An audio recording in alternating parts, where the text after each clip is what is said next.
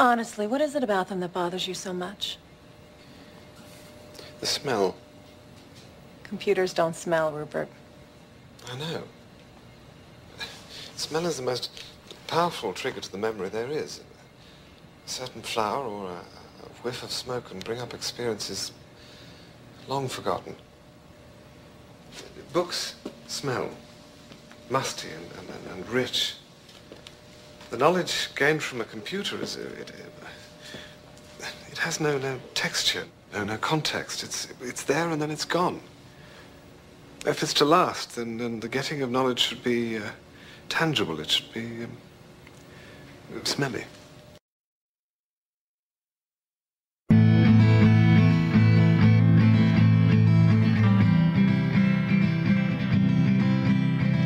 Hello, everybody, and welcome back to I Bought a Microphone. I'm sure some of you were wondering if I was ever going to come back after my...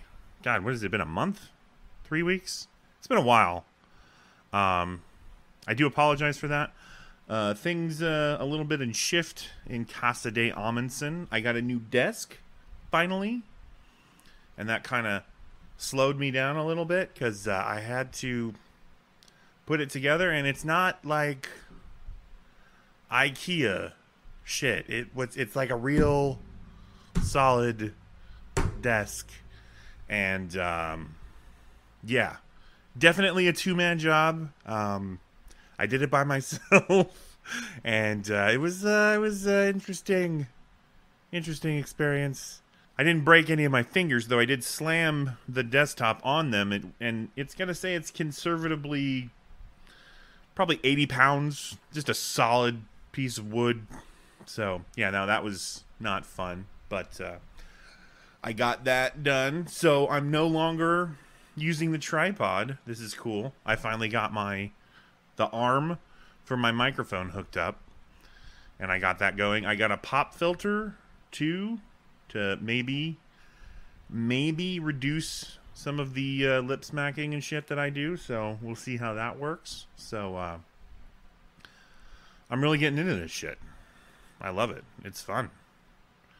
I like it a lot. Like I said, the preamp's working out good. That last episode, I listened to it on my tablet, which has probably the worst speakers of any device that I have, and didn't have any problem hearing it. So I think I finally sorted out my audio issues too, which is pretty fucking cool, I gotta tell you. So yeah, just checking in. Wanted to say hi to you guys. I know it's been a while, and I don't know what's new in the world. I don't really pay attention because every time I do, it just makes me angry, and I can't live my life like that, man. I gotta fucking breeze through it. I mean, I was throughout my early 20s and, teenage years, I was fucking angry just like a lot of the time. Just that was kind of my default way of being. I mean, I hated my life. I hated the things I was doing with it. I hated the things that were happening in the world, and I hated, just general hated everything. These days I have come to a kind of general, contempt for everything, but less of a hatred, more of just kind of a Marge Simpson kind of just a general distaste for it. And it's easier for me to not even go there, not even deal with that shit. Just I vote now, which is something I didn't used to do. So I mean, I am involved in the political process, and I do speak my mind about certain issues when I think it's time. I can't get involved in the everyday thing of, oh, Trump did this today, he tweeted this tomorrow and yesterday, and fucking just all, it's just too crazy. It's too much. So I take it all bit by bit. Which kind of sort of leads me into my topic today. Today's going to be a thing that I like. It's what we'll be talking about. And, a lot of people have their own ways of dealing with the world and how they, avoid it, I should say. Things we do for fun. Things we do to escape from it. Some people watch sports. Some people read books. Some people, sew. That's a thing, quilts and cross-stitching and crochet and all of that. I mean, whatever you do with your time. Some people paint models or make models and paint them for little accuracy. Some people play board games. Some people, whatever it is that you do to escape from the world. Just for a little bit of time. Find yourself a little piece of sanity. Recharge, reboot, so that you can go back and deal with it all again. Mine is, some of those things on the list I do. I'm not much of a sewer. I mean, I can put a button that's fallen off back on a shirt, but that's about it. Anyway, sewing's not really the fucking point. That's not what we're talking about. But I do a lot of reading, more comic books these days than anything else. Used to be a big book reader. Kind of faded away from that. I'm hoping to get back to it, one of these days. But right now it's comic books. That's what I'm... Because my attention span for reading isn't as big as it used to be, so in windows of where you're reading maybe 15 minutes at a time, 20 minutes at a time, comic books are easier because you can get more information absorbed over that period of time because part of it's conveyed to you visually. So that's just, it's all a time-saving thing. It's not really, that's not why I started reading comic books, because I wanted to conserve my time and read more. I mean, that's fucking ridiculous.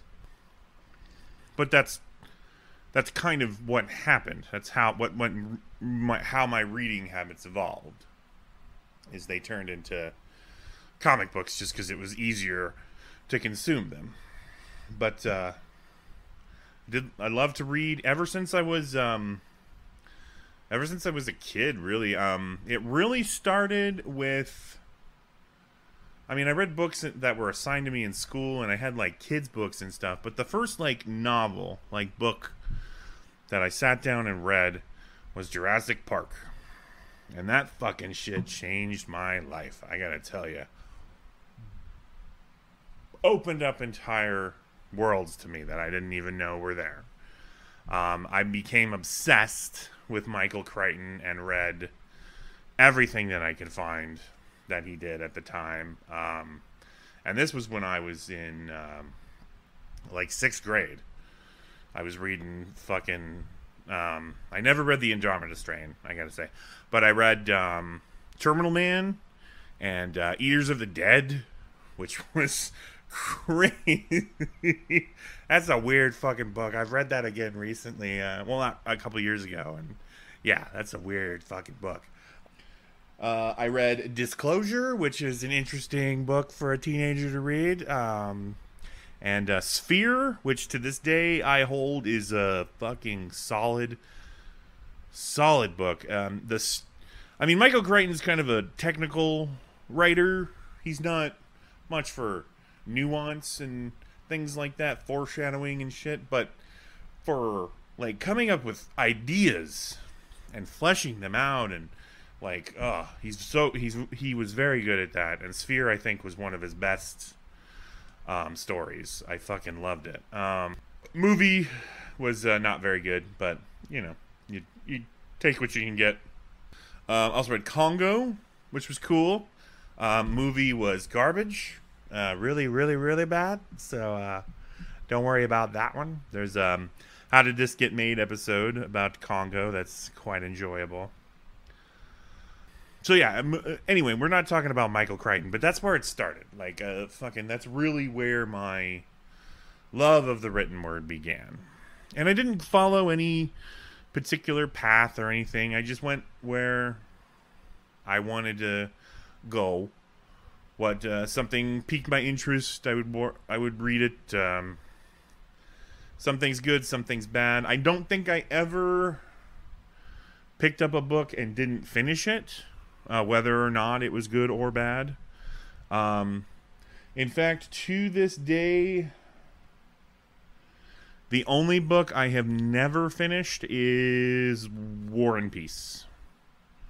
I got halfway through that bad boy, and then I was...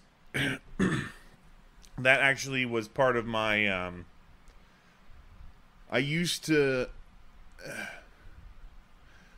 I got halfway through that bad boy, and then the office I was working at closed, and I went home based, and my whole life like flipped upside down, and things got bad for a while, and the last thing I wanted to do was fucking read War and Peace again. So it's still sitting there.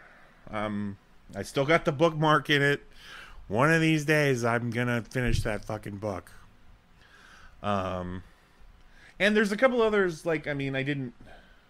Like, books of short stories. Maybe I didn't read all the short stories, and then maybe I just read a story or two. Like my Edgar Allan Poe collection. I haven't finished... I haven't, like, leafed through that thing from beginning to end. But, I mean, I read all of Devil's Advocate, even though that book was a pile of garbage. So, yeah, I generally... 95% of the time finish a book when I start reading it, whether or not I enjoy it, whether or not it's good, just because I've learned throughout my life that you know, things don't always, the way they start doesn't always determine their ending, you know, be it an adventure or a journey that you're on, be it a book or a movie that you're watching, be it whatever. The way it starts doesn't necessarily mean it's going to end that way. So, good start sometimes leads to a bad finish. Bad start sometimes leads to a great finish. You never know. You got to follow that road where it leads you. That's the point, I think. Yeah, books. Good stuff. Tried the old Stephen King route. Didn't really work for me. I read The Stand. Okay, The Stand is another book that I started reading. I've started reading that 3 times. I can't get past like page 50. I can't. I can't. I don't know what it is about Stephen King's writing.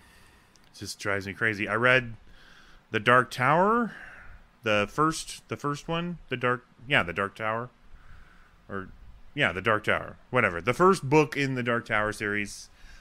Like 300 pages should have been a breeze. Honestly, it took me like months. Like, it was not easy to get through. Those fucking slow mutants, man. Like, that part was completely... A whole underground part was completely unnecessary. It served no purpose except to giving a bow that doesn't really work. Like, when's that gonna come in handy? I don't know. Anyway. So that's the one Stephen King book that I've read. Not sure if I'll ever get to any of the other stuff out there. But I love his stories. And the movies that they make out of his stories are some of my favorites. Green Mile is probably...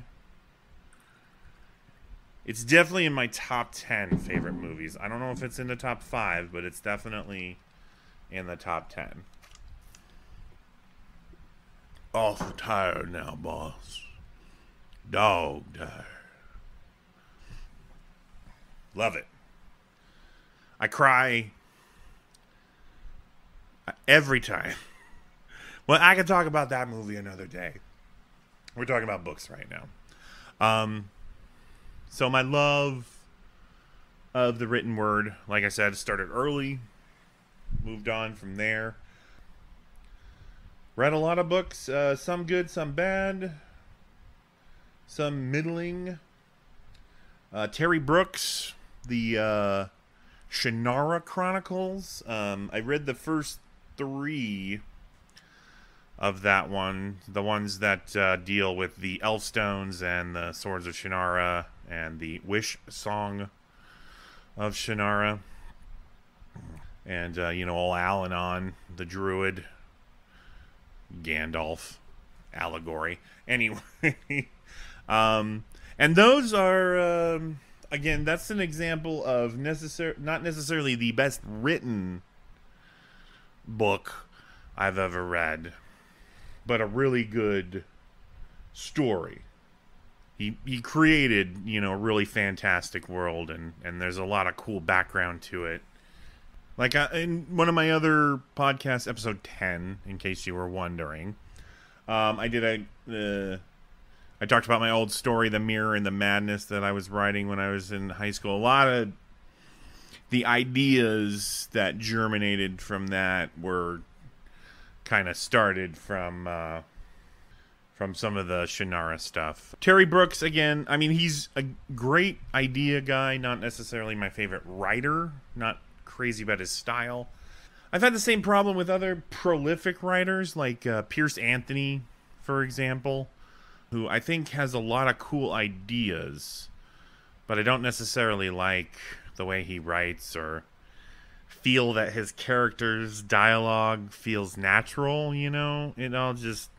But, what, he doesn't fucking need me to approve of his work. He's written like 100,000 books, so he'll be fine without my approval.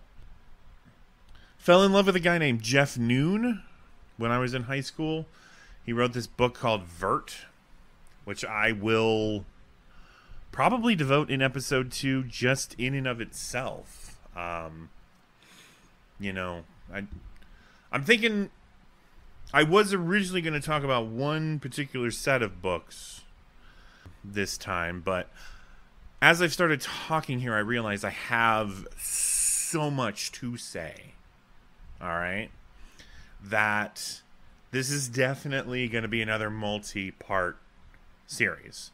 This is going to be started out as things that I like, and it's going to be still things that I like, but it's going to be a multiple part thing. In this case, we're going to be talking about literature.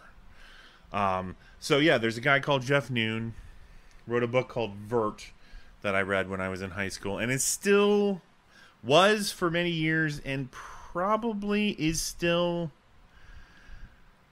It's not my favorite book. My favorite book is Of Human Bondage, and that's something that we'll talk about later. That one's going to make me cry if I get into that. But it's still Vert, V-U-R-T, by the way. Vert is still one of my favorite stories. And it's written in, it's written in a third person, but it's written in a different language, if you know what I mean. It's set in a different time. So there's like a different style to the way that the sentences are structured, the way the words are delivered, the slang that's used and things like that. It's such a beautiful and amazing story. There's a cool book that my girlfriend in high school, Amy, got me into called Aristoi, which was a neat little concept.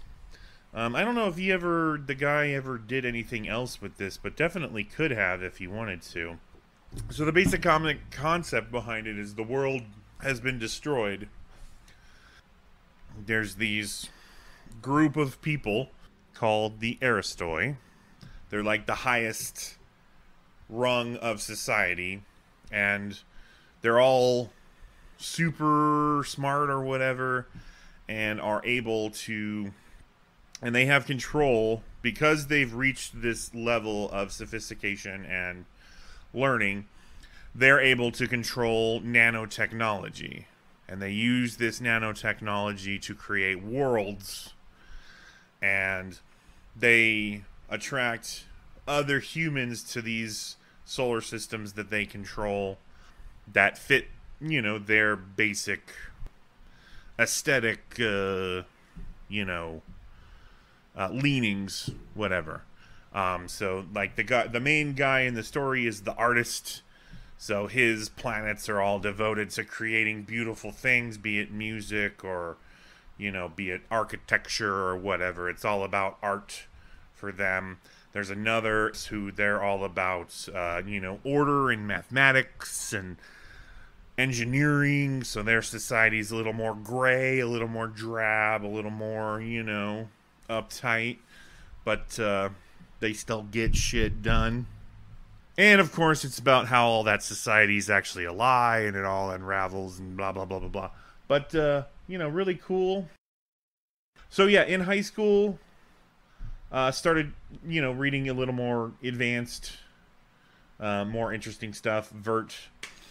Jeff Noon, really interesting author. I haven't followed him as I've gotten older, unfortunately. He's written a couple of plays, apparently, and other stuff, but he wrote some pretty cool things. He wrote this book called Automated Alice. He wrote it in the style of Lewis Carroll, and it was supposed to be a second sequel, a third book in the series of Alice in Wonderland, where a big part of it was, for some reason, I don't know what it is about Jeff Noon. I never delved too deep into it, but he's got this thing about anthropomorphic animals.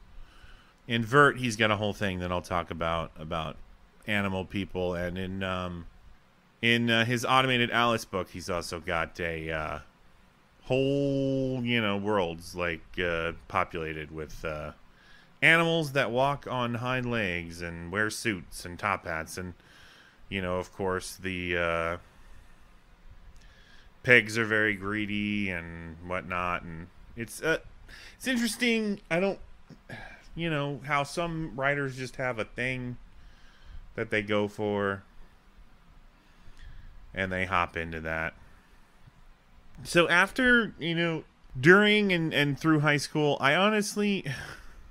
It's surprising how many books that were assigned in high school I actually never read, and actually still got pretty close to straight A's, except for my senior year. Let's not worry about my senior year. I was fucking done by then, and had realized that there were no consequences to actually not doing homework and, whatnot. I still got, B's and C's. It's not like I fucking... And the C was in PE. I mean, I still fucking did fine. I'm not... Our education system is a joke. And that's a topic for another day. But from there, I started, branching out. I never really...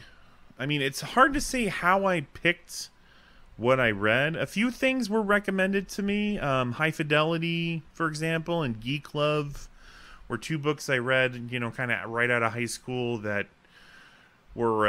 High Fidelity, by the way, is great. Not necessarily necessary reading if you've seen the movie, though. Movie's pretty much the same. Take your pick. Whichever, if you're not a movie guy, read the book, because it's really good. If you've already seen the movie, though, don't bother reading the book, because they're basically the same thing. Geek Love is a beautiful, amazing story with a terrible, terrible ending. The writer didn't... It feels to me like the writer didn't know how to end the book and just picked what they thought would be a horrible and shocking way to end it. There were a number of ways they could have gone. That's definitely not the way I would have done it. But yeah, from there it all kind of evolved. I read still in high school, probably 9th, 10th grade. I read my mom lent me her copies of The Lord of the Rings and The Hobbit, which are now in my possession, and they're my books. I don't know what she's saying, that I need to return them at some point. That seems ridiculous to me. Those are my books, not yours. But Lord of the Rings and The Hobbit, and that's also got pretty big into J.R.R. Tolkien for a while. I never really read much else of his other than the Silmarillion, which was, I guess, that was released posthumously. I mean, that book is... I don't know if it's necessarily the best written book that I've ever had, but if you ever want a book that's filled with just plots on plots on plots and just amazing imagery and fucking just crazy stuff. So good.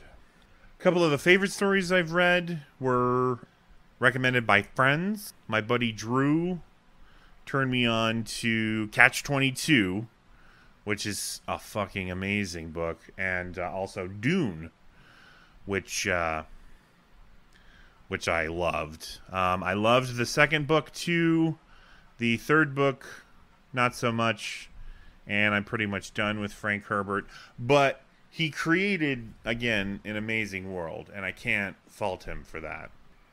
Yeah, Chronicles of Amber, which again I'll talk about, was recommended to me. I think most of the stories that I've read were all something that somebody else said I should read. I mean, maybe 50%. It's hard to say. A lot of them were recommended.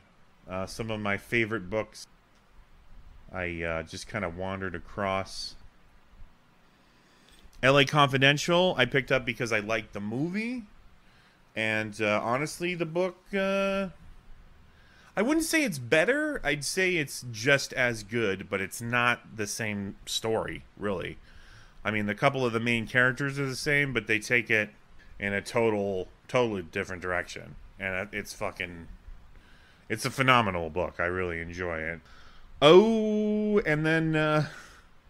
yeah, outside of high school, when I was in my 20s, just kind of tooling around, I discovered the... well, I mean, I'd heard about it before, but I never actually read it. But I got the compendium of the Hitchhiker's Guide to the Galaxy, which I've probably read the most out of any book ever.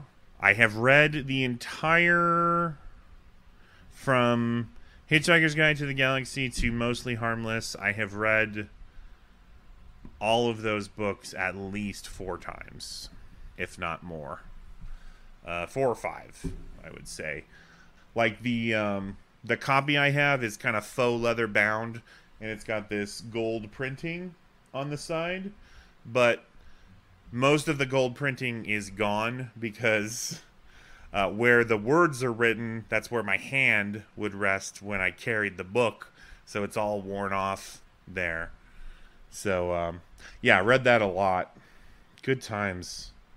Good times. Douglas Adams is very good. So we're going to break down a couple of different topics. And this is going to be like the RPG one. A multi-episode thing. I'm not going to tell you how many it's going to be at this point. I'm not going to say it's a trilogy because I did that with the RPG one and it got out of my control. Like, there was too much to say. So, I want to talk about these things. We're going to talk about Discworld, which is super important to me. And we're also going to talk about the Chronicles of Amber, which is one of my favorite sci-fi fantasy series of all time. I also enjoy the Game of Thrones, but we're not going to talk about that because that's been covered ad nauseum in 1,000 other places. I just want to mention that. And I also want to do the hipster thing of saying that I read the books before the show ever was a thing. So go fuck yourself. And then I'm probably also going to talk about Neil Stevenson, who is, at the moment, my favorite author. The dude just... I can't fucking get enough. But let me go. All right, so I don't know if I was telling a literary journey, I don't know, that I was on. If that's how this started, if that's where I was going, if that's, what we're doing. I guess the point that I'm making here, if I'm making a point at all, is that I like books, and I don't cotton with those people that say there's good books and there's bad books. That there's such a thing as a trashy romance novel, and that's a waste of your time. Fuck that shit. Doesn't matter what you're doing. Doesn't matter what you're reading, as far as I'm concerned. As long as you are engaging that part of your brain. What you're doing is you're connecting your eyeballs to words, and your brain is taking them words that your eyeballs are reading and are processing them, and they're creating pictures and images and scenes and feelings in your head. And none of that can ever be bad. That's how we evolved as a species. That's where it all started. It started with language, and then somewhere along the line, somebody decided to write one of their thoughts down. We didn't have paper or computers back then, so they carved it into fucking stone because they thought it was important. And it is. The written word, not only is it good to exercise your brain in that way, that's how we transmit knowledge from one era to another. It connects us to our past. Something that, our people, our society, our culture has done for centuries. And it doesn't matter what medium you're reading it on. If you're reading books on a Kindle or a Amazon Fire or whatever, or some sort of garbage Apple technology, whatever they use, I don't care. That's not the important. The medium doesn't matter. Though I do personally, and this is just me, nobody has to, do it this way. I love the feel of a good book in my hand as much as I love having access to hundreds of thousands of comic books on my Marvel Unlimited app. It's still not the same as picking up a comic in a plastic bag with a board, gently opening it, folding it open. I usually read them on a table so that I can keep them flat. It's something that I learned as a kid to, preserve their spine so that they don't get creases and stuff. But you can hold them in your hand, too, if you're a savage. But just that tactile sensation, it's important to me. And again, I'm not trying to tell anybody what to do. Yeah, and I mean, I keep reading, keep exploring. Some books I've read recently that I've had for a long time and haven't ever read before. Some stuff new I discovered. I just recently finished Bo Burnham's book of poetry, Egghead, which was funny and sad at the same time. Just like him. Brilliant guy. Fight Club, when I was younger, turned me on to Chuck Palahniuk, and I've read a couple of his books. Some I've liked, some I didn't. Some I was mediocre on. I mean, he's a prolific writer. He definitely, he's got a lot of books. Definitely, I think my favorite, I don't know if I'm probably alone on this one, but Lullaby was my favorite story. And you learn that there's other books out there, other types of books, nonfiction shit, Fast Food Nation, The Last American Man, college turned me on to some stuff, but I only ever really, read what appealed to me. I've read some of the, highest literature in the land, from Shakespeare to Poe, to, I would say, Tolkien, what some people might not agree, but I would say, to some of the, silliest shit, like the 3 books that were based on the Dark Angel series with Jessica Alba. I'm probably one of the only dudes ever that's read those, but I fucking read all 3 of them, and I liked them. They didn't resolve anything, though, which was really disappointing. I thought they were gonna use those books to tie up the series, but they didn't. They used them to, one of them was a prequel story, which was, that's great and all, but completely unnecessary. And then the other 2 continued the story right up until the point where, they answered one question that I knew the answer to, but they were alluding to. Lydecker's still alive, and he was going to lead them to something, and then they never wrote a 4th book. So, WTF, guys. I don't get it. So we're going to wrap this up here, because now I've gone literally into the stage of rambling. But this is Things I Like, Part 1, Literature. Come back next week, or next time. It's probably not going to be next week. It'll probably be 2 weeks from now, like it usually is. But, so come back next time, and we'll talk about more specific literature that I appreciate. Stuff that really means something in my life and has actually made tactile difference in my life. Its existence has meant something to me. I love you guys. And the fact that you keep coming out, I enjoy it. The fact that you won't recommend songs to me is really breaking my heart, man. Especially now that I figured out all my audio issues. Like, what's it gonna take? What's it gonna take, really? Otherwise, again, just breaks my heart. I love you guys. Thanks for coming out. I will talk to you next time. This is I Bought a Microphone, signing off.